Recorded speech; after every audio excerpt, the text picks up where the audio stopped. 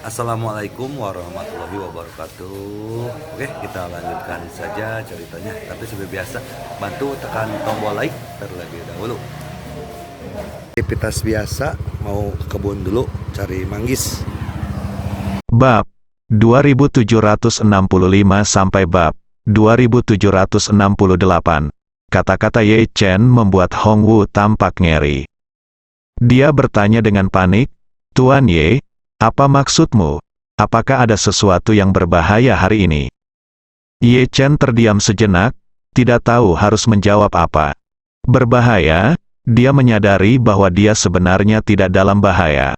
Earl yang memecahkan King Hui masih menganggap ketiga senjata magis kasar itu sebagai harta karun yang dibuatnya sendiri. Hal ini menunjukkan bahwa orang tersebut tidak memiliki pencapaian yang mendalam di bidang energi spiritual. Terlebih lagi, dia memiliki dua senjata sihir ofensif dan beberapa pil di sisinya, yang dia andalkan untuk menyerang dan bertahan. Terlebih lagi, dia berada dalam kegelapan dan lawan berada di tempat terbuka. Jika dia benar-benar bergerak, dia bisa berada di atas angin. Oleh karena itu, Ye Chen merasa bahwa apapun aspeknya, dia memiliki peluang menang yang lebih baik daripada pihak lain. Jika dia benar-benar ingin bergerak, Ye Chen sangat yakin bahwa dia bisa menekan lawan ke tanah dan menggosoknya. Namun, yang membuat Ye Chen agak khawatir adalah apa yang dikatakan Lin Wanner padanya. Menurut Lin Wanner, dia telah memperhitungkan bahwa dia akan berada dalam bahaya. Meskipun ini kedengarannya tidak dapat dipercaya, intuisi Ye Chen mengatakan kepadanya bahwa gadis ini tidak akan berbohong padanya. Justru karena itulah Ye Chen menjadi sedikit lebih berhati-hati. Dia ingin memberikan jalan keluar bagi orang-orang di sekitarnya untuk mencegah dirinya dari bahaya. Pada saat ini, menghadapi pertanyaan Hong Wu, Ye Chen tersenyum sedikit dan berkata dengan serius, "Saya belum yakin apakah saya benar-benar dalam bahaya, tapi sebaiknya berhati-hati." Hong Wu berkata dengan gugup dan prihatin, "Tuan Ye, saya pikir saat itu, Anda membunuh 8 raja keluarga Wu sendirian di kaki Gunung Changbai. 8 orang itu sangat kuat sehingga mereka bukan tandingan Anda. Siapa lagi di Jinling yang dapat mengancam keselamatan pribadi Anda, Ye?" Chen tersenyum dan berkata, "Hong Wu, kamu tidak perlu terlalu gugup. Seperti yang kamu katakan, saya dianggap sebagai sosok yang tak terkalahkan di dunia. Akan sangat sulit bagi orang biasa untuk menyakiti saya." Mengatakan ini, Ye Chen mengubah topik, "Hanya saja orang tidak bisa terlalu percaya sepanjang waktu. Mereka harus lebih rendah hati dan berhati-hati, agar peluang suksesnya bisa lebih besar." Hong Wu melihat kata-kata Ye Chen dengan ringan, tapi dia masih merasakan ada yang tidak beres di hatinya. Jadi dia kemudian berkata kepada Ye Chen, "Tuan Ye, ada ratusan prajurit di Camp Elises sekarang. Jika musuh benar-benar ingin merepotkanmu, begitu banyak orang yang bisa menenggelamkannya dengan hanya sedikit air liur. Jika Anda memiliki pesanan, tanyakan saja kepada saya. Buatlah pengaturannya saja." "Tidak perlu." Ye Chen melambaikan tangannya dan berkata dengan tenang, "Memiliki lebih banyak orang belum tentu merupakan hal yang baik, jadi jangan terlibat." Hong Wu berseru, "Mengapa, Tuan Ye? Orang ini taktik laut selalu menjadi salah satu keahlian khusus kami. Dengan keunggulan ini, mengapa tidak membiarkannya digunakan secara maksimal?" Ye Chen tersenyum dan menggelengkan kepalanya. Pada saat ini, taktik laut tidak ada gunanya. Ye Chen He tahu betul bahwa seorang pejuang tidak akan memiliki peluang atau kemungkinan ketika menghadapi seorang biksu yang mahir dalam energi spiritual. Kekuatan keduanya sangat berbeda. Lalu bagaimana jika ada ratusan prajurit, mereka bahkan masih belum bisa mendekati lawan? Karena kecepatan gerak dan kecepatan serangan lawan bahkan lebih cepat dari kemampuan reaksinya. Dalam hal ini, semakin banyak prajurit, mereka akan semakin kurang efektif, dan bahkan dapat membuat suasana semakin kacau dan menciptakan kenyamanan yang lebih besar bagi pihak lain. Jika Anda benar-benar ingin membunuh para biksu, Anda harus memiliki biksu yang lebih kuat untuk mengambil tindakan, atau Anda harus menggunakan senjata pemusnah modern.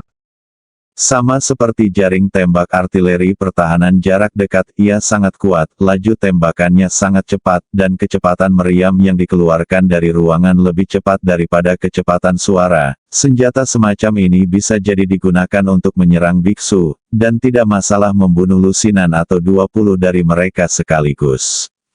Segera, Ye Chen berkata kepada Hong Wu, "Hong Wu, kamu tidak perlu mengungkapkan pendapatmu lagi tentang masalah ini. Semuanya tunduk pada instruksiku." Melihat desakan Ye Chen, Hong Wu tahu bahwa dia pasti tidak akan bisa untuk bangun bahkan jika dia mengatakan ini. Melihat tidak ada efeknya, dia tidak punya pilihan selain mengangguk dan berkata, "Baiklah Tuan Ye, saya mengerti." Pada saat ini, Ye Chen mengeluarkan ponselnya dan menelepon Li Yalin.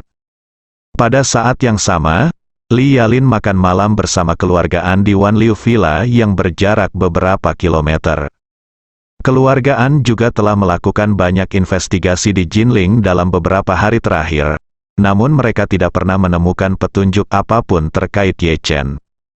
Di meja makan, Paman Ye Chen, An Chong Kiu hendak meminta Li Yalin memikirkan solusinya, tetapi ponsel Li Yali berdering. Dia segera berdiri dan berkata kepada keluarga An, "Kalian ngobrol dulu, aku akan keluar dan menerima telepon." Setelah mengatakan itu, dia berjalan jauh ke halaman dan tidak melihat siapapun di sekitarnya. Jadi dia menjawab telepon. Ketika panggilan tersambung, dia berkata dengan nada hormat, "Tuan Ye." Ye Chen langsung ke intinya, "Inspektur Li, apakah kakek saya dan keluarganya ada di Wan Liu Villa saat ini?" "Mereka semua ada di sini," Li Yalin bertanya dengan rasa ingin tahu. "Ada apa, Tuan Ye? Apakah ada yang salah?" Ye Chen bersenandung dan berkata dengan nada serius, "Seseorang mungkin ingin menyakiti kakek nenek dan keluarga saya malam ini." Li Yalin adalah terkejut dan bertanya tanpa sadar, "Apakah ini benar?" "Serius?" Ye Chen berkata, "Orang yang datang mungkin adalah Master Super di masyarakat Po King. Kekuatannya tidak setingkat dengan anggota Po masyarakat King yang pernah Anda hubungi sebelumnya." Li Yalin merasa ngeri dan bertanya dengan cepat, "Tuan Ye, apa yang harus saya lakukan sekarang? Apakah Anda ingin saya mengatur pelarian mereka sekarang?" "Sudah terlambat," kata Ye Chen. "Setiap gerakan yang Anda lakukan sepertinya berada di bawah pengawasan asosiasi Po King. Bahkan jika Anda melarikan diri dengan tergesa-gesa, keberadaannya akan tetap terungkap. Dalam hal ini, lebih baik tetap di Wan Liu Villa dan beradaptasi dengan perubahan." Li Yalin berkata tanpa berpikir, "Kalau begitu aku akan segera mengatur para pengawal dan ahli seni bela diri itu untuk mempersiapkan mereka menghadapi pertempuran. Bawahan Anda, mereka pasti akan berperilaku tidak normal, yang dapat menimbulkan kecurigaan pihak lain. Jadi ini ketahui saja masalahnya sendiri dan jangan beritahu siapapun."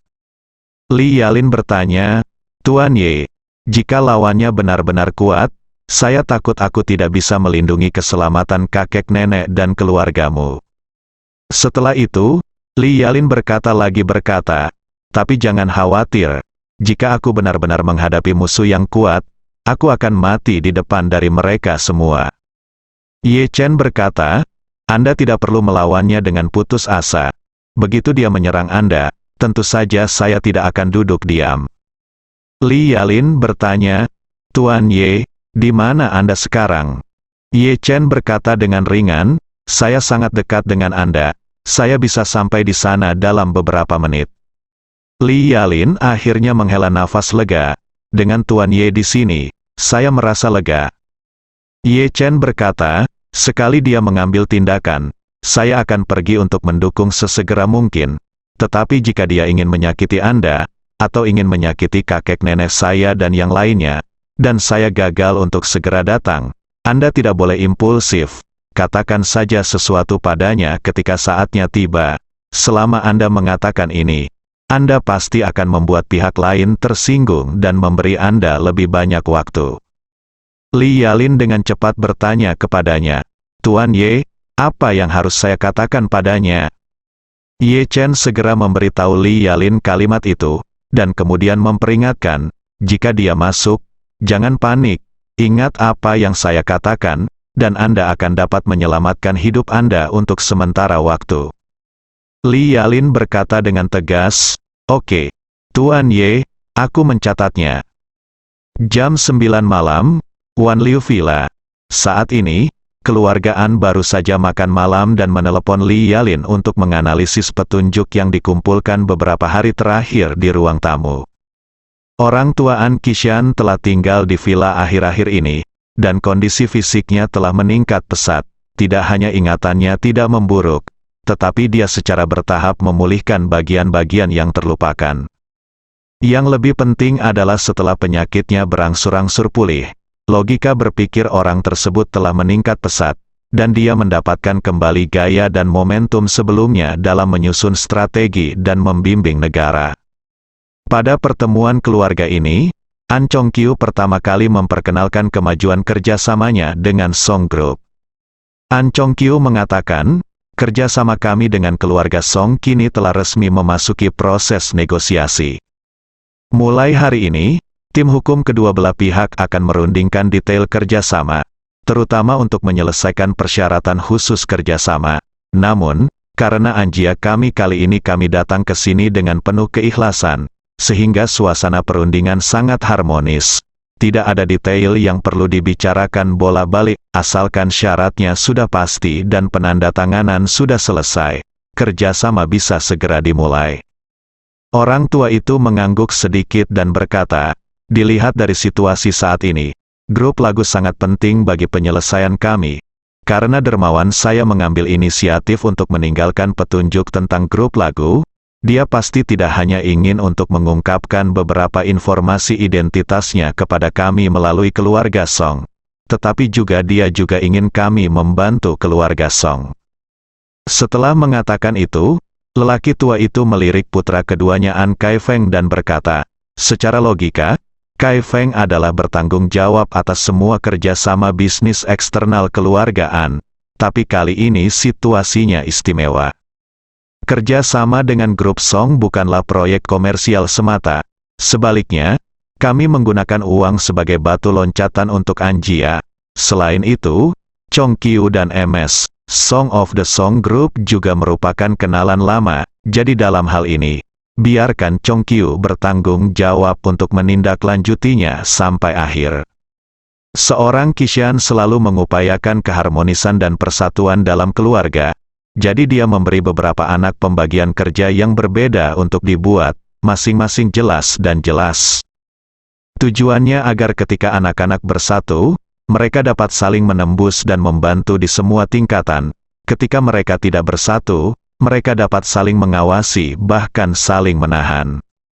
Kali ini, An Chongqiu diminta bertanggung jawab untuk mempromosikan proyek kerjasama dengan Song Group. Meski ia tahu An Kaifeng tidak keberatan, ia tetap ingin menjelaskan alasan dan alasannya melakukan hal tersebut. Seorang Kaifeng secara alami mengetahui niat ayahnya. Untungnya, dia sama sekali tidak senang dengan kakak tertuanya yang bertanggung jawab atas proyek ini.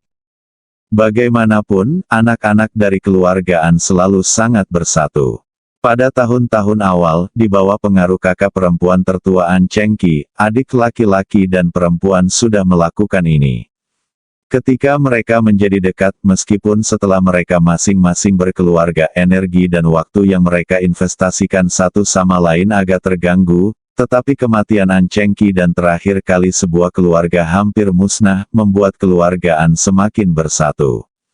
Pada saat ini, An Kaifeng juga berdeham dan berkata, "Ayah, dalam beberapa hari terakhir ini, saya bersama Youyu telah dengan cermat memilah semua lapisan masyarakat di Jinling, terutama Departemen Transportasi Umum, Departemen Kesejahteraan Sosial, dan Rumah Tangga, Pendaftaran, Departemen Pendaftaran, tetapi sejauh ini, belum ada informasi terkait Chener yang ditemukan."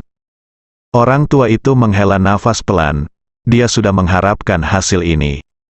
Nyonya An di samping menghiburnya, "Kaifeng, jangan berkecil hati. Bagaimanapun, Chener telah hilang selama 20 tahun. Tidak mungkin bagi kita untuk menemukannya hanya dalam beberapa hari. Sudah kubilang sebelumnya datang ke sini bahwa kita sedang mencari Chener. Mungkin perlu waktu 20 tahun lagi untuk masalah ini. Seorang Kaifeng mengangguk sedikit dan berkata dengan tegas, "Jangan khawatir, Bu, sekarang dalam hatiku, menemukan Chener telah berada di peringkat pertama di antara semua hal. Anda berada di posisinya." Seorang Youyu di samping tiba-tiba teringat sesuatu dan berkata, "Ngomong-ngomong, Bu, saya menemukan hal yang aneh, dan rasanya agak tidak normal. Anda dan Ayah, sebagai serta kakak laki-laki tertua, kakak laki-laki kedua, dan kakak ketiga dapat membantu saya menganalisisnya, untuk sesaat." Wanita tua itu berkata, "Yoyo, beritahu saya." An Youyu berkata, "Saya menyelidiki beberapa situasi di rumah kesejahteraan Jinling hari ini dan ingin mengetahui apakah ada anak yatim piatu yang mereka selamatkan selama bertahun-tahun yang ada hubungannya dengan Chener. Menurut informasi, tidak ada petunjuk terkait Chener yang dapat ditemukan di arsip panti asuhan. Tapi yang aneh adalah bahwa Rumah Sejahtera Jinling melakukan perubahan besar tahun lalu, dari direktur panti asuhan hingga karyawan di bawahnya, bahkan mengkhususkan diri dalam memberikan layanan kepada anak yatim piatu. Semua juru masak telah diubah total, dan tidak ada karyawan lama yang dipertahankan. Saya pikir ini agak aneh. Biasanya bukan hal yang aneh jika lembaga kesejahteraan seperti itu mengalami pergantian personel, tapi agak aneh kalau mereka diubah seluruhnya sekaligus. Sulit dipercaya. Bagaimana menurut Anda, Yang? Lama pria An Kishan mengerutkan kening dan berkata, "Rumah kesejahteraan, termasuk manajemen dan sisi eksekusi, harus memiliki lebih dari 10 atau bahkan 20 orang. Bahkan jika seluruh manajemen disertakan, jika Anda menggantinya, Anda juga tidak boleh menggantinya. Eksekusinya berakhir di bawah, kan? Lagi pula, panti kesejahteraan itu sendiri masih perlu beroperasi.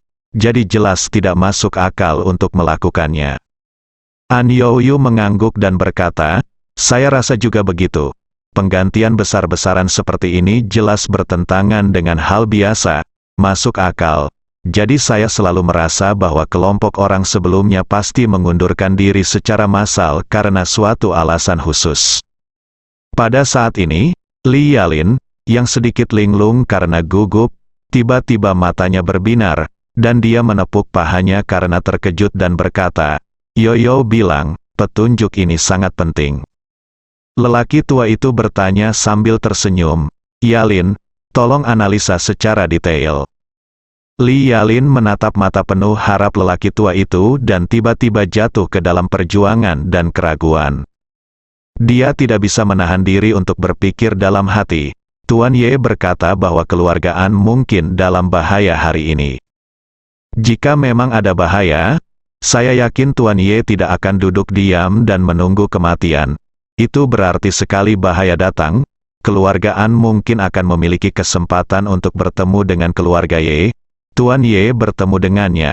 Tetapi jika sesuatu terjadi malam ini, atau jika Tuan Ye tidak menunjukkan wajah aslinya malam ini, maka jika An keluarga ingin mengenalinya, bukankah mereka harus menunggu tanpa batas waktu? Kemudian dia berpikir lagi. Yoyo jelas telah memahami poin kuncinya kali ini. Tetapi dia tidak memahami hubungannya untuk sementara waktu. Jika saya mengikuti petunjuknya untuk mengingatkannya, bahkan jika Tuan Ye tidak muncul malam ini, atau dia akan terus menutupi identitas, mengikuti petunjuk dari Rumah Kesejahteraan, akan lebih mudah untuk menemukannya, dan saya hanya memberi Anda beberapa kata panduan tentang sudut pandang Youyu. Tuan Ye tidak boleh disalahkan, kan? Memikirkan hal ini, Li Yalin memutuskan untuk membantu keluarga An. Beberapa petunjuk. Jadi dia menganalisisnya dengan serius. "Kamu semua memiliki lebih banyak pengalaman dalam manajemen bisnis daripada saya. Saya yakin Anda harus sangat jelas bahwa perubahan total darah dari atas ke bawah seperti ini tidak akan berhasil di perusahaan atau unit manapun. Itu tidak mungkin terjadi. Bagaimanapun caranya kompaknya tim lama ini, tidak mungkin semua orang bisa bersatu dari atas sampai bawah, apalagi Rumah Sejahtera, bahkan tentara yang terlatih. tidak dapat dihindari bahwa akan ada pembelot dan pengkhianat. Tapi seperti yang Yoyu katakan, ini tim mengundurkan diri secara massal tanpa keluar tahun lalu. Jika dipikir-pikir secara mendalam, Anda akan menemukan bahwa disiplin organisasi tim ini sangat kuat, bahkan mungkin sudah mencapai tingkat akurasi yang menjadi standar tim militer. Namun, sangat mustahil untuk memoles tim semacam ini tanpa membinanya dalam waktu yang lama. Bagaimana bisa muncul di panti kesejahteraan biasa? Anggota keluargaan mengangguk setelah mendengar ini, setuju. Li Yalin menyimpulkan, jadi, menurut saya, perasaan ini lebih seperti orang berkuasa di balik layar yang mendorongnya secara diam-diam. Jika tebakan saya benar, tim ini harus diatur di sini oleh orang berkuasa itu. Dan kemudian tahun lalu, seluruh tim ditarik dari sini, dan mereka maju dan mundur bersama, mungkin untuk menjalankan misi besar. Wanita tua itu bertanya dengan penuh semangat, Yalin, maksudmu, rumah kesejahteraan ini, mungkin ada hubungannya dengan Chener? Li Yalin mengangguk, ya, Bibi, saya punya kecurigaan ini. Seorang Chongqiu mendecakkan bibirnya dan berkata, alangkah baiknya jika kita bisa mengetahui kapan orang-orang ini datang ke Jinling. Yang pasti sekarang adalah mereka pergi bersama, tetapi di sana tidak ada bukti yang membuktikan bahwa mereka bersatu. Ini mudah, An Youyu berkata dengan semangat, periksa berkas jaminan sosial tim sebelumnya. Rumah kesejahteraan adalah organisasi kesejahteraan sosial, dengan dana pemerintah dan sumbangan swasta. Unit yang memerlukan pengawasan publik ini harus memiliki personel yang lengkap informasi, terutama mereka mungkin seperti yang dikatakan Yalinge, benar-benar untuk menjalankan misi besar. Jika demikian, mereka harus patuh secara dangkal dan tanpa celah. Jika tidak, begitu orang lain memeriksa informasi personel mereka, jika ada kelainan, kemungkinan besar bahwa masalahnya akan segera terdeteksi. Li Yalin memuji, pemikiran Anda sangat jernih. Jika Anda menemukan cara untuk menemukan file personel Institut Kesejahteraan Jinling sebelumnya, Anda mungkin dapat melihat petunjuknya. Seorang Kaifeng adalah sangat bersemangat berkata, saya akan meminta seseorang menemukan cara untuk memeriksanya. Setelah mengatakan itu, dia segera mengeluarkan ponselnya dan melakukan panggilan. Orang tua itu sudah pensiun bertahun-tahun, dan koneksinya saat itu sudah habis. Pensiun, tua, dan putus asa. Tidak banyak koneksi yang benar-benar bisa diambil dan digunakan. Sebagai penanggung jawab semua bisnis eksternal Anjia, An Kaifeng sebenarnya sudah lama mengambil alih bisnis Anjia. Jadi dia sebenarnya adalah orang yang memiliki koneksi paling luas dan pengaruh paling kuat di Anjia. Dengan kata lain, lelaki tua itu adalah kaisar tertinggi keluargaan dan sangat dihormati. Tetapi An Kaifeng adalah kaisar keluargaan saat ini, yang memegang dunia di tangannya. Setelah panggilan telepon dilakukan, An Kaifeng berkata kepada semua orang, saya telah meminta seseorang untuk memeriksanya, dan hasilnya akan segera tersedia. Semua orang menjadi sangat bersemangat. 10 menit kemudian, ketika An Kaifeng menerima panggilan tersebut, dia segera menekan tombol jawab, menyalakan pengeras suara, dan bertanya, Azu, bagaimana penyelidikannya dengan masalah yang saya minta Anda selidiki? Pria paruh baya bernama Azu bertanya dengan hormat, berkata, Tuan An, saya baru saja memeriksa file personel Institut Kesejahteraan Kota Jinling. Kelompok staf sebelumnya memang berangkat bersama tahun lalu. Adapun saat orang-orang ini bergabung, mereka tidak persis sama. Kapan semua orang? Mendengar ini dia tidak bisa membantu tetapi merasa sedikit kecewa. Seorang Kaifeng bertanya kepadanya, Anda mungkin bisa memperkenalkan kepada saya situasi pekerjaan orang-orang ini. Azu memperkenalkan, Tuan An, struktur organisasi rumah kesejahteraan ini sangat stabil. Mereka termasuk dekan, guru, bibi, juru masak, dan petugas kebersihan. Totalnya ada 16 orang. Di antara 16 orang ini, orang dengan masa jabatan terpendek sudah hampir 20 tahun. Sejujurnya, saya belum pernah melihat tim yang begitu stabil, dalam 20 tahun, tidak ada yang bertambah, dan tidak ada yang berkurang. 20 tahun, ekspresi semua anggota keluargaan tiba-tiba membeku. Saat ini terlalu sensitif bagi mereka, karena An Chengqi, putri tercinta surga, dan suaminya Ye Changying meninggal di Jinling 20 tahun yang lalu. Dan putra satu-satunya, Ye Chen, juga menghilang 20 tahun yang lalu. Semua orang merasa bahwa mereka telah menyentuh dunia dengan mata tertutup selama 20 tahun, dan kali ini mereka sepertinya telah menangkap sesuatu. Putra tertua An Chongqiu berkata dengan tidak sabar, ceritakan secara rinci kapan 16 orang ini bergabung dengan perusahaan. Azu dengan cepat berkata, dari 16 orang ini, 14 lahir di musim dingin 20 tahun yang lalu. Dia bergabung dengan perusahaan pada akhir Februari, dan dekan mereka sebelumnya, Zhang Yut, bergabung dengan perusahaan pada bulan November, 20 tahun yang lalu. Selain 15 dari mereka, pekerja wanita terakhir yang bergabung adalah 20 tahun yang lalu. Jika Anda bergabung dengan perusahaan pada bulan Desember di musim dingin, itu akan menjadi 20 tahun dalam 3 bulan. Nian tampak ngeri. Dia langsung menangis dan berkata dengan isak tangis. Chengqi dan Changying meninggalkan Yanjing dan datang ke Jinling pada bulan Maret 20 tahun yang lalu. Dan apa yang terjadi pada mereka, terjadi pada akhir Oktober. Chener juga menghilang pada akhir Oktober. Orang tua An Qishan berdiri dengan penuh semangat dan berkata dengan tidak jelas.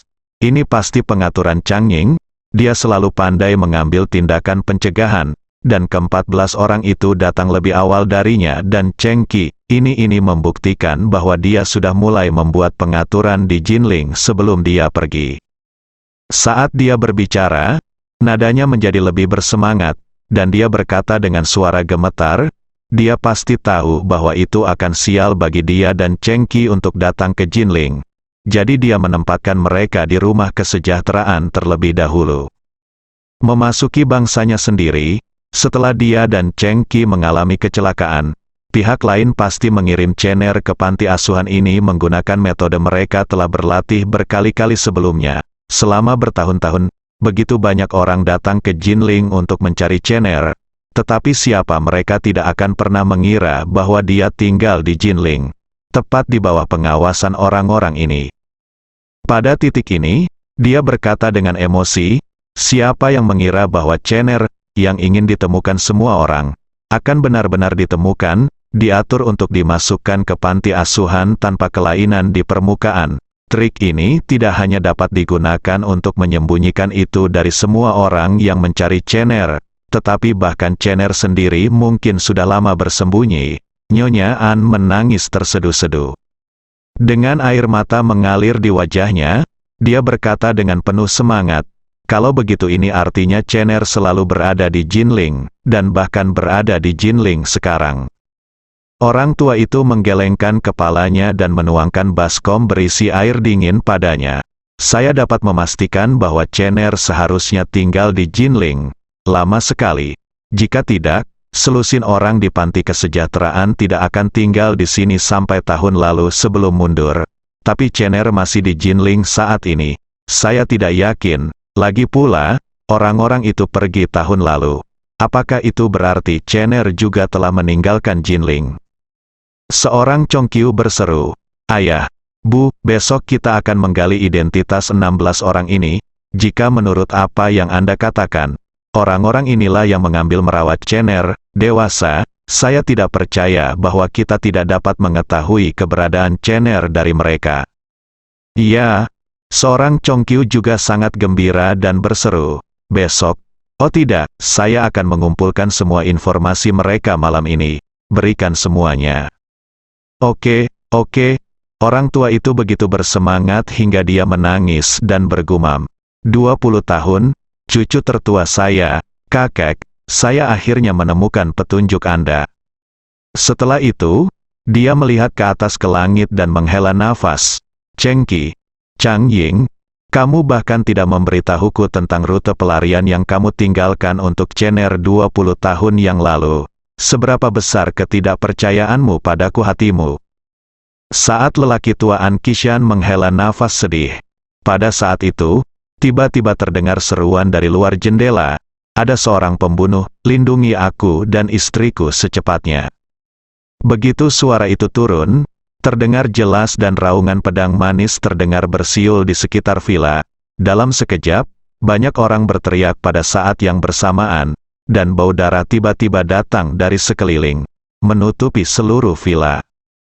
Jantung Li Yalin tiba-tiba berdebar kencang, dan dia merasa ngeri, musuh kuat yang disebutkan Tuan Ye benar-benar ada di sini. Saat ini, halaman sekitar villa telah menjadi api penyucian. Chang Sengbo memegang pedang kayu kurang dari 30 cm, tetapi panjang pedang tak kasat mata itu hampir 2 meter. Ini adalah senjata ajaib yang diberikan sementara oleh guru Inggris kepada paman Chang Seng. Meskipun pedang kayu itu terlihat pendek, kecil, dan biasa-biasa saja, pedang itu sebenarnya seperti lightsaber di Star Wars, dengan jangkauan pembunuhan yang luar biasa. Logika setting lightsaber dalam film adalah gagangnya melepaskan plasma untuk membentuk bilahnya. Tetapi pedang kayu Chang Sengbo sebenarnya lebih baik, ia dapat menggunakan auranya untuk mengubah ujung pedang. Dan ujung pedang tersebut bahkan dapat dikendalikan olehnya sesuka hati. Beberapa pengawal mencoba menyerang Chang Sengbo, tetapi Chang Sengbo hanya memegang pedang di satu tangan, mengguncang udara, dan energi pedang yang hanya bisa terdengar tetapi tidak terlihat ditembakkan ke udara, mengenai pengawal di depan. Ketika dia masih 1 meter dari Chang Sengbo, ujung pedang tak kasat mata telah menembus dadanya. Chang Sengbo menjentikkan pergelangan tangannya, dan energi pedang yang menembus dada lawan tiba-tiba membuka luka lawan. Darah dan organ dalam tiba-tiba muncrat tak terkendali, dan pengawal itu mati mendadak dalam sekejap. Pengawal lainnya sangat ketakutan hingga kehilangan akal sehat. Mereka belum pernah melihat metode serangan yang begitu aneh. Pedang kayu pendek Chang Sengbo yang tidak mencolok jelas masih berada pada jarak tertentu dari temannya. Tapi dada temannya tertusuk dalam sekejap, dan bahkan terkena aliran energi, membuat lubang besar. Adegan berdarah ini langsung membuat mereka ketakutan hingga ekstrim. Naluri bertahan hidup membuat mereka tanpa sadar berhenti dan ingin mundur. Namun, bagaimana mereka bisa datang dan pergi dengan bebas di depan paman Chang Seng?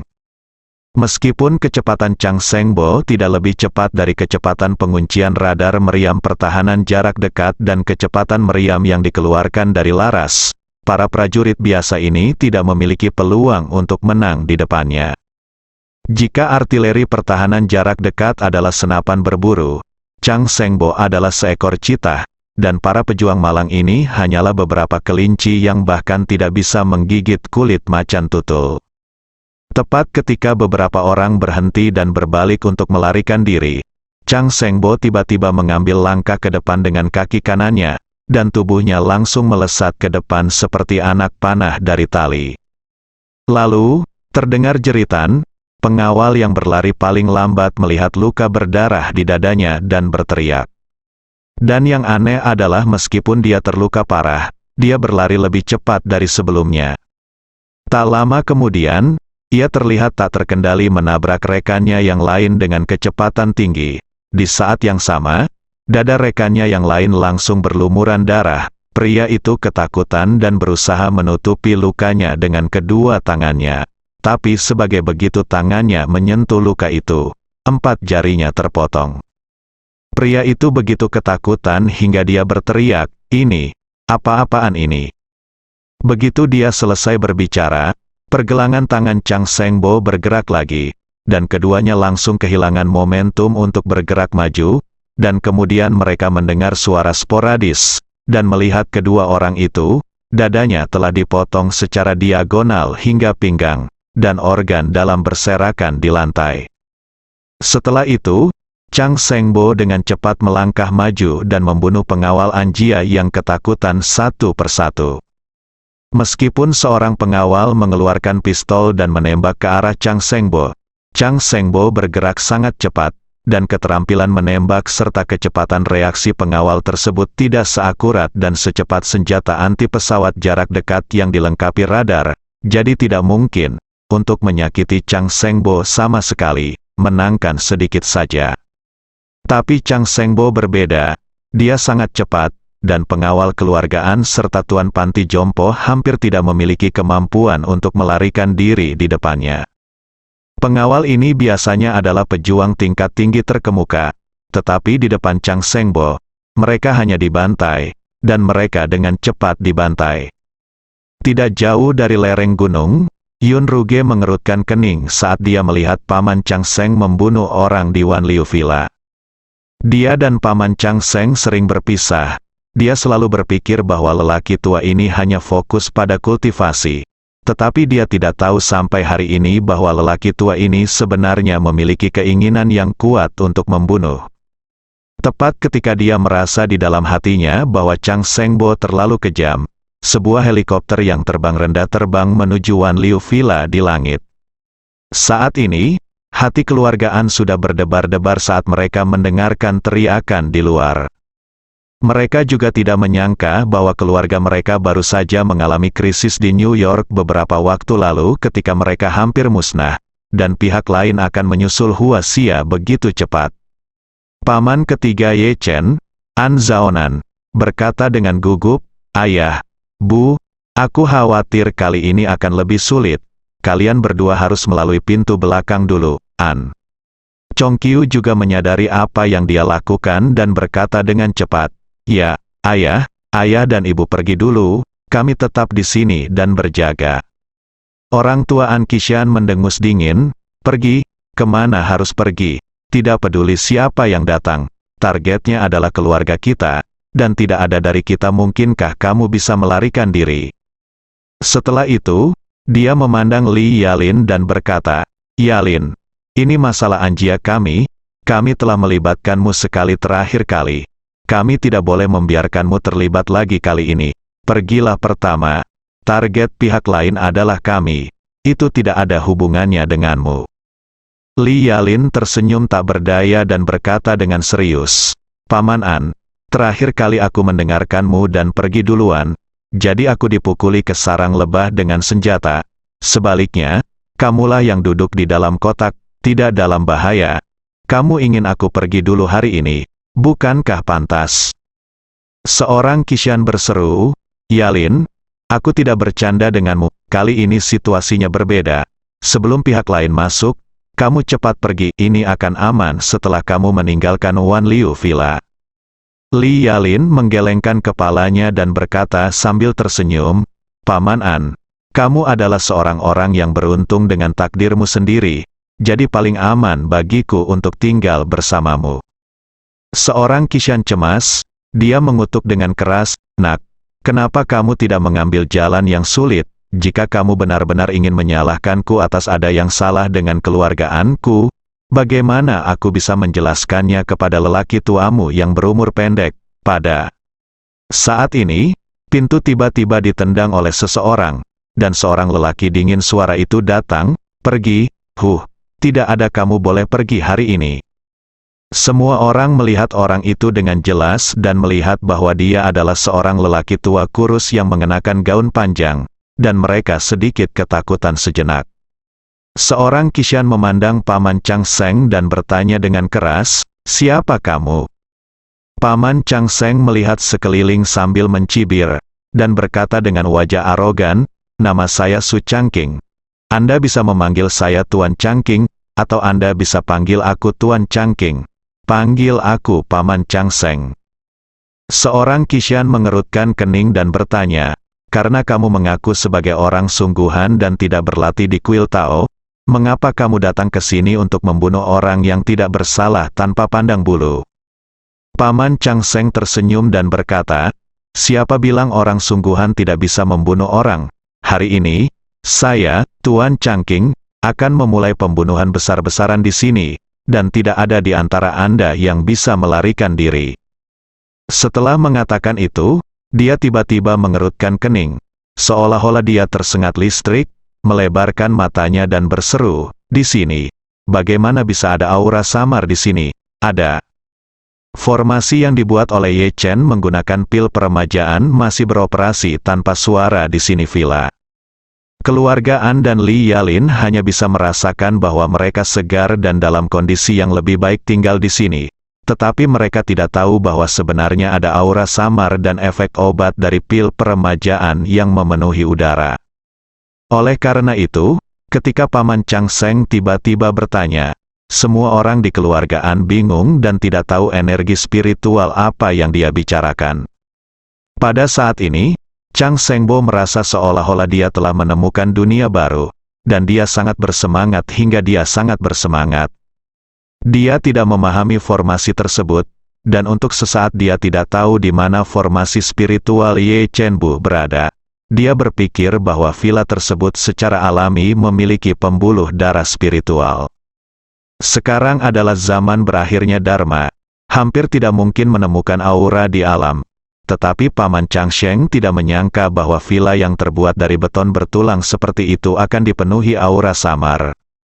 Jika energi spiritual ini selalu ada, maka jika Anda tetap di sini untuk berlatih, Anda akan mendapatkan hasil 2 kali lipat dengan setengah usaha. Bersemangat, dia menunjuk ke arah kerumunan dengan pedang kayu di tangannya dan berkata dengan dingin, "Tidak ada yang menjawab, kan? Karena tidak ada yang menjawab, saya hanya dapat memilih 1 orang dan memenggal kepalanya di depan Anda. Anda membunuh ayam itu untuk menakut-nakuti monyet." Setelah itu, dia melihat An Youyu, yang berpakaian sangat intelektual, dari sudut matanya, dan mencibir, "Gadis ini pasti putri kedua dari keluarga An, bukan An Youyu." An Youyu bertanya dengan hati-hati, "Apa yang ingin kamu lakukan?" Paman Chang Seng mencibir, "Saya ingin menyusahkan Anda untuk memberi pelajaran kepada orang tua dan saudara laki-laki Anda. Pelajaran itu disebut konsekuensi dari menolak bekerja sama." Setelah mengatakan itu, dia segera mengayunkan pedang kayunya, dan pedang tak kasat mata itu dia segera menebas ke arah An Youyu. Seorang Youyu merasakan hembusan angin datang ke arahnya, dan seluruh tubuhnya tampak tidak bisa bergerak. Dia tidak bisa bergerak bahkan ketika berdiri di sana. Pada saat kritis, Li Yalin tiba-tiba melemparkan cangkir teh ke tanah dan berteriak, "Bajingan sialan, jika kamu masih ingin mengetahui keberadaan Lin Waner dan cincinnya, segera hentikan, Paman Chang." Seng muridnya menyusut tiba-tiba, gerakan tangannya berhenti sejenak. Dia memandang Li Yalin dengan tidak percaya, dan berseru, "Kamu, siapa kamu? Bagaimana kamu tahu nama Lin Waner? Bagaimana kamu tahu cincinnya? Katakan, apa hubunganmu dengannya?" Li Yalin tidak menyangka bahwa kata-kata yang diajarkan Ye Chen kepadanya akan benar-benar berguna. Melihat pihak lain telah benar-benar berhenti, dia menghela nafas lega, dan berkata dengan ekspresi tegas di wajahnya, "Kamu tidak pantas mengetahui siapa aku." Chang Sengbo berkata dengan ekspresi muram, "Kamu akan melakukannya tahu siapa aku. Ceritakan padaku segalanya tentang Lin Waner dan cincin itu. Jika tidak, aku akan membuat hidupmu lebih buruk daripada kematian." Li Yalin mencibir, "Apa, mengancamku? Sudah kubilang, jika kamu berani menyakitiku hari ini, tidak ada seorang pun di sini yang dapat menemukan keberadaan Lin Waner dalam hidupmu." Chang Sengbo merasa gugup dan bersemangat pada saat yang sama. Yang menegangkan adalah dia hanya tinggal selangkah lagi untuk menyelesaikan misi Master Inggris. Jika 1000 anak panah ditembakkan, semua anggota keluargaan yang hadir akan dibunuh oleh energi pedangnya sendiri. Yang membuatnya bersemangat adalah dia benar-benar menemukan petunjuk terkait Lin Waner. "Mungkinkah kali ini saya datang ke Jinling? Saya akan pulang dengan membawa muatan penuh." Memikirkan hal ini, dia segera melangkah ke arah Li Yalin, mencekik leher Li Yalin dengan satu tangan dengan kecepatan yang sangat cepat, lalu mengangkatnya ke udara, dan berkata dengan dingin, "Kamu tidak memahami energi spiritual, dan kamu bukan seorang pejuang. Bagaimana kamu tahu 3 kata Lin Waner? Katakan padaku, siapa yang memberitahumu?" Li Yalin dicengkeram lehernya dan diangkat. Dan segera wajahnya menjadi hitam dan ungu karena menahannya, tapi dia masih menahannya. Sakit parah dan membuat Chang Seng Paman mencibir dan berkata dengan nada meremehkan di matanya, jika kamu berani, bunuh aku. Paman Chang Seng berkata dengan dingin, apakah kamu pikir aku tidak berani? Li Yalin mencibir, mengertakkan gigi dan berkata, kalau begitu coba saya lihat apakah kamu berani. Paman Chang Seng mengertakkan gigi sejenak, dan melanjutkan dengan wajah kejam, sejujurnya, misiku di sini hari ini adalah untuk mengambil kehidupan keluargaan. Sekarang, misi ini hanya selangkah lagi dari kesuksesan. Setelah menghancurkan keluargaan, jika saya dapat menemukan Lin Waner, itu akan menjadi bahkan jika aku tidak bisa, menghancurkan keluargaan hari ini adalah pencapaian yang luar biasa, potongan. Jadi, jangan berpikir bahwa aku akan bersikap lunak padamu jika kamu mengetahui keberadaan Lin Waner. Faktanya justru sebaliknya. Jika kamu tidak memberitahu keberadaan Lin Waner dalam waktu 3 detik, aku akan menjadi orang pertama yang membunuhmu, kamu. Pada saat ini, suara bercanda dan sarkastik seorang pemuda datang dari pintu. Seekor anjing tua ingin menghancurkan seluruh keluargaan. Pak Tua, nada bicaramu begitu kuat. Tidak ada yang menyangka bahwa ketika semua pengawal keluargaan terbunuh dan mayat berserakan di mana-mana, masih ada orang yang berani masuk melalui pintu itu. Chang Sengbo yang sangat arogan menjadi marah ketika mendengar suara sarkastik ini. Dia segera berbalik untuk melihat bajingan putus asa mana yang berani mengatakan bahwa dia hanyalah seekor anjing tua. Li Yalin dan keluargaan mengenali suara familiar ini dalam sekejap. Li Yalin tahu Ye Chen ada di sini, dan keluargaan juga tahu bahwa ini adalah kedatangan dermawan mereka. Meskipun mereka semua mengenali suara Ye Chen, suasana hati mereka sangat berbeda. Li Yalin sudah lama tahu bahwa Ye Chen pasti akan datang, dan dia bahkan berpikir dalam hatinya, Ye Chen, kamu akhirnya bersedia muncul. Jika kamu datang beberapa detik kemudian, hidupku akan hilang di sini. Dan di hati keluargaan saat ini, hanya ada 4 kata, bertahan dari situasi putus asa. Mereka tahu bahwa dermawan mereka sangat kuat, dan jika dia datang, mereka akan diselamatkan. Di benak keluargaan, selain 4 kata, bertahan dari situasi putus asa, pemikiran lain segera muncul di benak saya, yaitu, saya ingin tahu apakah kali ini, saya akan cukup beruntung untuk melihat wajah sebenarnya dari dermawan saya. Alhasil, keluargaan dan Paman Chang Seng semua melihat ke arah pintu, ingin melihat dengan jelas seperti apa rupa orang yang datang. Pada saat ini, mereka hanya bisa mendengar langkah kaki Ye Chen melewati aula depan, dan langkah kaki tersebut tidak cepat atau lambat, tidak mendesak atau lambat, dan setiap langkah tampak sangat tenang. Keluargaan sedang menunggu dengan napas tertahan, dan hati Paman Chang Seng tiba-tiba menegang. Sebab, meski dia belum melihat orang itu datang, entah kenapa, dia merasakan ketegangan yang tak terlukiskan di hatinya. Saat langkah kaki berangsur-angsur maju, Ye Chen, berpakaian hitam, berjalan masuk dari ujung aula masuk. Hari ini, Ye Chen tidak mematikan lampu atau menutupi wajahnya. Ketika dia muncul di depan keluargaan dan Chang Sengbo dengan warna aslinya, Chang Sengbo menarik napas, dan mata semua orang membelalak karena terkejut di wajah mereka. Chang Sengbo tidak dapat mempercayai matanya. Dia berseru dengan ngeri, "Kamu Chang Ying, apakah kamu masih hidup?" Wanita tua dari keluargaan tidak dapat menahan diri untuk tidak berteriak, "Berubah, ini benar-benar berubah." Orang tua An Qishan tampak bingung.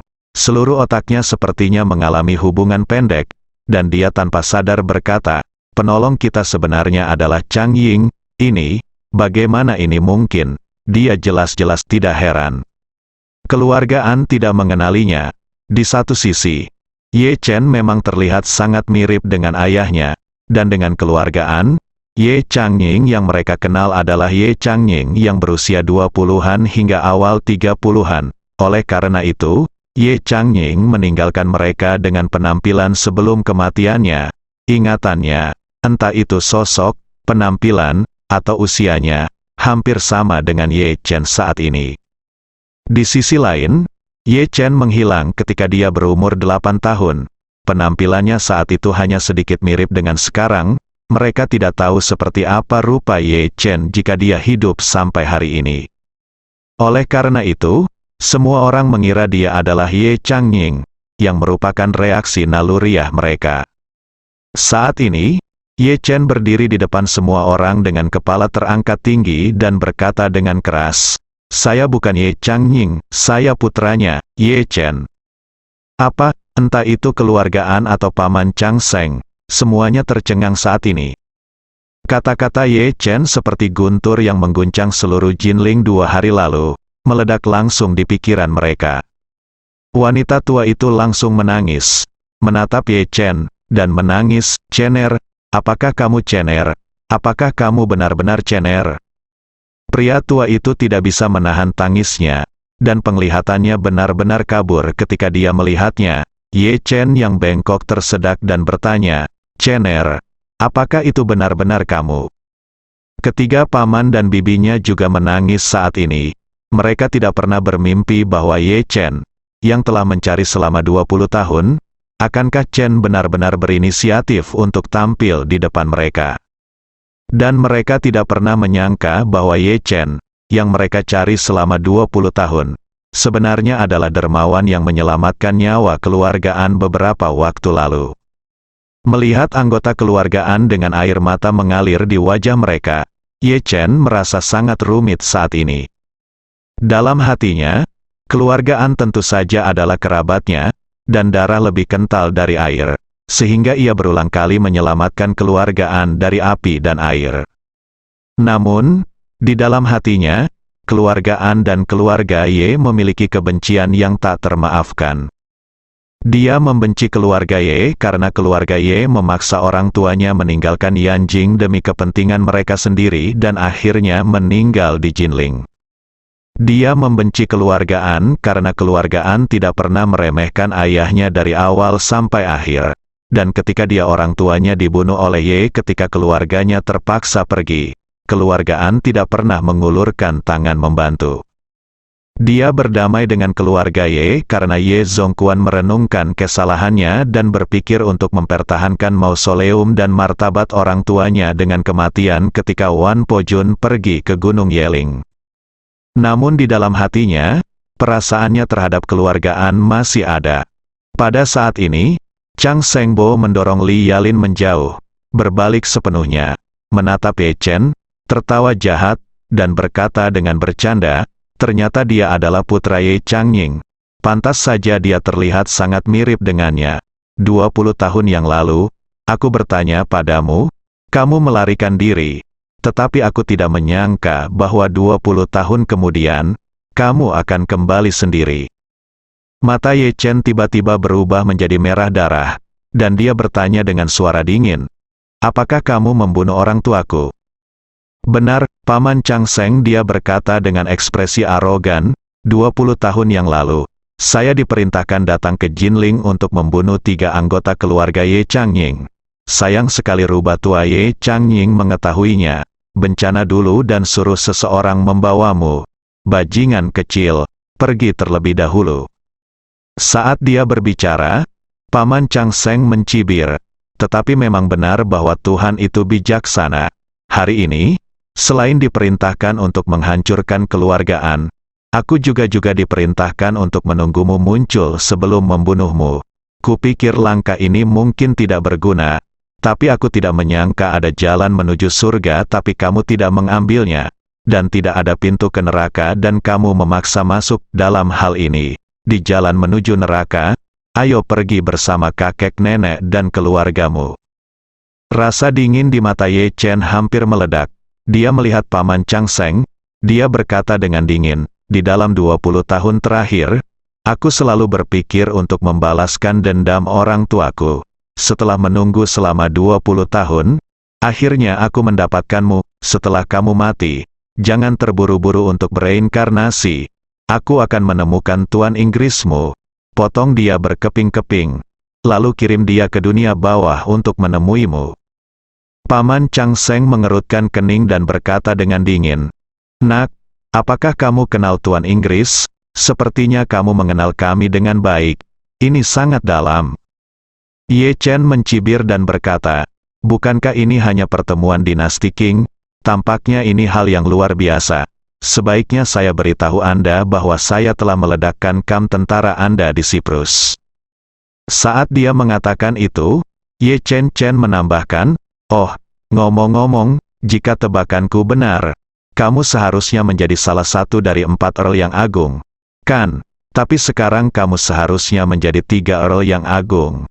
Setelah malam ini, 3 Earl yang agung akan berganti nama menjadi 2 Earl yang agung, Earl Hitung.